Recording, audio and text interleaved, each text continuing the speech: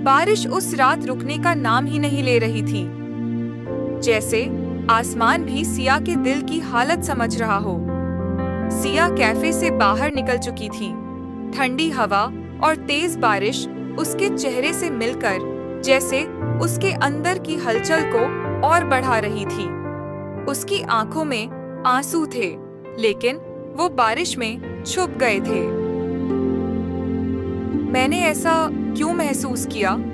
वो खुद से बुदबुदाई। उधर कैफे के अंदर आरव बेचैन खड़ा था।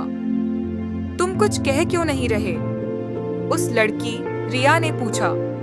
आरव ने गहरी सांस ली।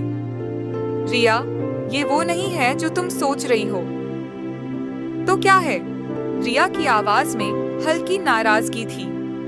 आरव कुछ पल चुप रहा, फिर बोला, मुझे जाना होगा। और बिना कुछ और कहे वो कैफे से बाहर भागा। बारिश में भीगते हुए वो सिया को ढूंढने लगा। सिया, उसने जोर से पुकारा, लेकिन सिया कहीं नजर नहीं आई।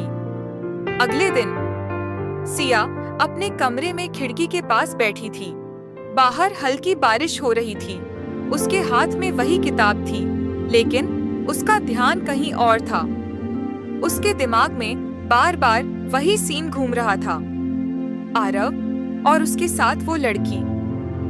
शायद मैं ही गलत थी, उसने सोचा। तभी उसका फोन बजा। अनजान नंबर। कुछ पल झिझकने के बाद उसने कॉल उठाई। हेलो। दूसरी तरफ से वही आवाज आई। सिया, मैं आरव बोल रहा हूँ। उसका दिल एक पल के लिए रुक गया। मुझे तुमसे मिलना है, बस एक बार प्लीज, आरव ने कहा। सिया चुप रही। मैं सब समझाना चाहता हूँ। उसकी आवाज में सच्चाई थी। कुछ सेकंड की खामोशी के बाद सिया ने धीरे से कहा, ठीक है। शाम को वही पुराना बस स्टॉप, वही जगह जहां उनकी कहानी शुरू हुई थी। सिया पहले से वहां खड़ी थी। कुछ देर बाद आरव आया। दोनों एक दूसरे को देख रहे थे, लेकिन इस बार नजरों में झिझक थी। तुम ठीक हो? आरव ने पूछा। हाँ, सिया ने छोटा सा जवाब दिया। कल जो हुआ वो वैसा नहीं है जैसा तुमने सोचा, आरव ने कहना शुरू किया। तो कैसा है? सिया ने सीधे पूछा। आरव ने गहरी सांस ली। रिया मेरी बचपन की दोस्त है। हमारे परिवार चाहते हैं कि हम शादी करें, लेकिन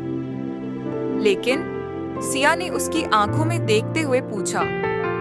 लेकिन मेरा दिल कहीं और है, आरव ने धीरे से कहा। सिया का दिल तेज धड़कने लगा। उस रात बारिश में जो हुआ वो मेरे लिए सिर्फ एक पल नहीं था, आरव ने कहा। वो मेरे लिए भी नहीं था, सिया के होठों से निकल गया। दोनों कुछ पल चुप रहे। बारिश फिर से शुरू हो चुकी थी। आरव धीरे धीरे उसके करीब आया। मैं तुम्हें खोना नहीं चाहता। सिया की आंखों में नमी थी। लेकिन अगर रिया, मैं सब ठीक कर दूंगा, आरव ने भरोसे से कहा। उसी वक्त पीछे से एक आवाज आई। सब ठीक कर दोगे? दोनों ने मुड़कर देखा। रिया वहां खड़ी थी। उसकी आंखों में गुस्सा और दर्द साफ दिखाई दे रहा था।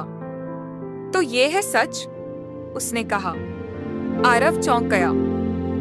रिया, तुम यहाँ? हाँ, मैं सब सुन चुकी हूँ, रिया ने कहा। सिया एक कदम पीछे हट गई। मैं नहीं चाहती कि मेरी वजह से, सिया कुछ कहने लगी, लेकिन रिया ने उसे रोक दिया। नहीं सिया, ये तुम्हारी गलती नहीं है।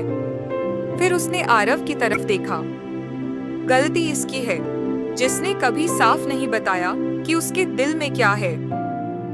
आरव चुप था। रिया की आंखों में आंसू आ गए।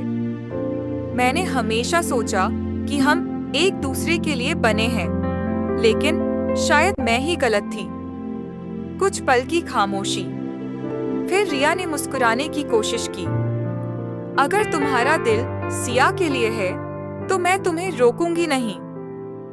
ये सुनकर सिया और आरव दोनों हैरान रह गए। रिया, आरव कुछ बोल नहीं पाया।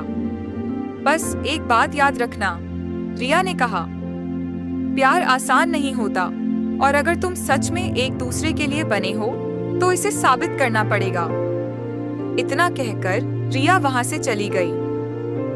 बारिश अब धीरे धीरे थम रही थी। सिया और आरव अकेले खड़े थे। क्या हम सच में? सिया ने धीरे से पूछा। आरव मुस्कुराया। शायद अब हमें कोई नहीं रोक सकता। दोनों के बीच दूरी धीरे धीरे खत्म हो रही थी। दिल की धड़कनें फिर से तेज हो गईं।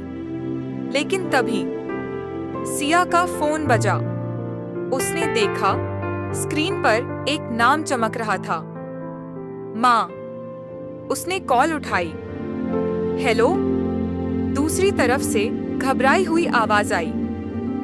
सिया, तुम्हें तुरंत घर आना होगा। क्या हुआ? सिया घबरा गई।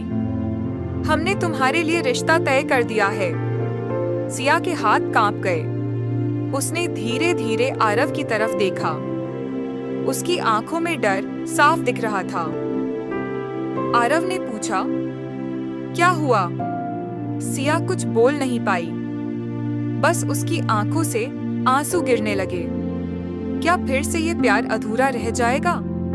क्या सिया अपने परिवार के खिलाफ जा पाएगी? और क्या आरव इस बार उसे खो देगा या अपने प्यार के लिए लड़ पाएगा? कहानी एक बार फिर उस मोड़ पर आकर रुक जाती है। क्या आगे हुआ जानना है? पहली बारिश का इश्क पार्ट 4 के लिए सब्सक्राइब जरूर करें।